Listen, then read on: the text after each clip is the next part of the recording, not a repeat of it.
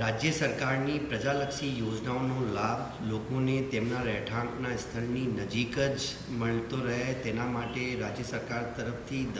સેવા સેતુનો 10મો તબક્કો 17મી સપ્ટેમ્બરના રોજથી યોજવામાં આવનાર છે, જેના અંતર્ગત આણંદ જિલ્લાના પણ દરેક તાલુકાઓમાં 3 કાર્યક્રમો, દરેક તાલુકામાં ગામોના જુદા જુદા ક્લસ્ટર બનાવીને 3 કાર્યક્રમ થવાના છે। આ ઉપરાંત નગરપાલિકા વિસ્તારમાં પણ જુદા જુદા કાર્યક્રમો થનાર છે। 17મી સપ્ટેમ્બર 8 તાલુકાઓમાં 1 કાર્યક્રમ અને આણંદ નગરપાલિકામાં પણ સેવા સેતુનો કાર્યક્રમ યોજવામાં આવનાર છે, જેમાં જુદી જુદા વિભાગની 53 આવી સેવાઓ જે એક જ દિવસે તે જ સ્થળ ઉપર આપી શકાય આવી સેવાઓનો સમાવેશ કરવામાં આવ્યો છે। જો આપણે સેવા સેતુના વેન્યુઝની વાત કરીએ તો 17મી સપ્ટેમ્બરના રોજ આણંદ તાલુકામાં રાસનોલ ગામે પ્રાથમિક શાળામાં કાર્યક્રમ યોજનાર છે।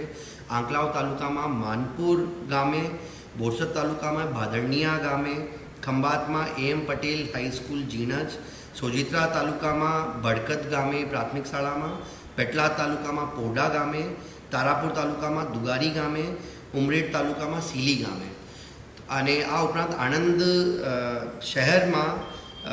શાળા નંબર 2 કન્યા શાળા રણછોડજી મંદિર પાસે સેવા સેતુ કાર્યક્રમ યોજવામાં આવનાર છે। લોકોને, તમામ નગરજનો અને જિલ્લાના ગ્રામ્ય વિસ્તારમાં રહેતા લોકોને તમામને હું અપીલ કરું છું કે સેવા સેતુ યોજનાનો કાર્યક્રમનો લાભ લેવે, જેથી તે જ દિવસે જે જુદી જુદી સેવાઓ 53 ડિફરન્ટ સેવાઓ છે